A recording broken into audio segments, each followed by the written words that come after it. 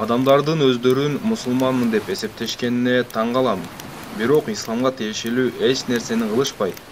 Сен мисалы өзүңдү мусулманмын деп эсептейсиңби? Ооба, мен мусулманмын, Аллахка мактоолор болсун.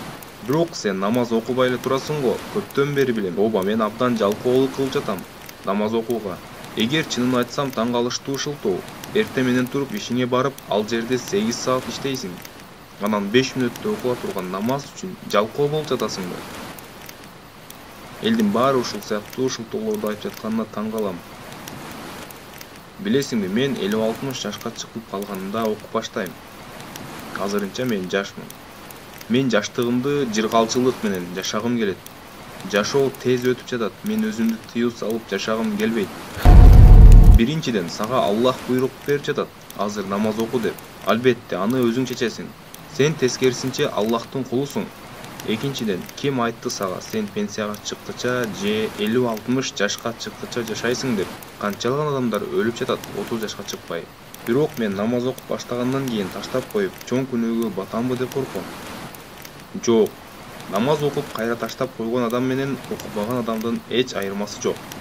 Сен анан ал намазын калтырып жатат.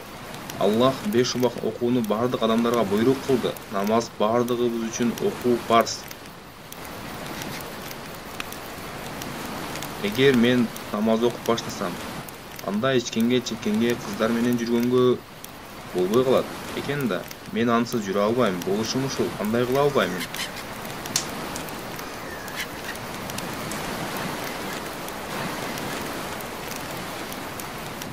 Башкача айтканда, сага ичип жегүү, кыздар менен жүрүү, эмне кааласаң ошону кылып, сага ким ушундай жашоого уруксат берди?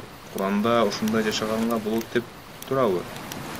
Намаз окуган адамдын каалаганын жасаш үчүн жашыл шамы бар. Ошондуктан сиз чылым чексеңиз же ичсеңиз дагы намаз окушуңуз керек. Спирт ичимдиктерин ичүү жана башка күнөөлөрдү жасоо, алар намаз окуйбу, окубайбы, бардык адамдарга тыюу салынат. Мейли, мисалы намаз окуган, жүрүм-турумун жакшы билген бир мусулманды билем. Мисалы хиджаб кийип, бирок жийкеничтүү жүрүм-туруму бар.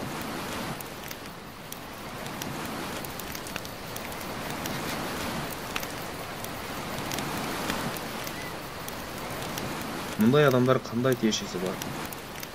Сенден кыямат күнү алардын күнөөлөрү суралбайт. Өзүңүз үчүн кыямат күнү эмне деп жооп бере элеңиз? Же айтасыңбы? Андай жана мындай мусулмандар күнөө кетирди. Ошондуктан мен сиздин буйруктарыңызга баш ийген жокмун деп жооп бересиңби? Ал күнү алардын бирөөнүн жүгүн көтөрбөйт.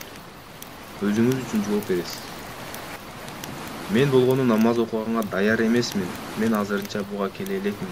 Сенден азыр эч ким сурабайт, намаз окуганга даярсыңбы, даяр эмессиңби деп. Аллах бардык адамдарга намаз окууну парз кылды. Макул, мейли, сен жумуш ордуңда отурдуң дейли. Директор келип сага эмне иш кылбай отурасың деп сураса, сен мен иш кылууга даяр эмесмин деп жооп берсең, ал албетте сени директор жумуштан кетирет, эгер сен ишти баштабасаң.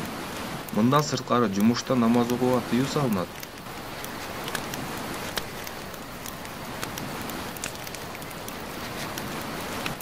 Акыры сага Аллах намаз окууну парз кылды. Сага Аллах үчүн намаз окушуңа эч нерсе түрткү болбош керек. Мына ушул эң чоң маселе. Суроо, эгерде сизде ушундай каалоо болсо, же намаз окубай калсаңыз, өзүңүз үчүн кечирим сураңыз. Анда чын ыкластан намаз окууну кааласаңыз, анда намаз окуш үчүн сен айткан нерселер сен үчүн шылтоо болбой калат. Акыры кандай жашоону тандаганга укугуңуз бар.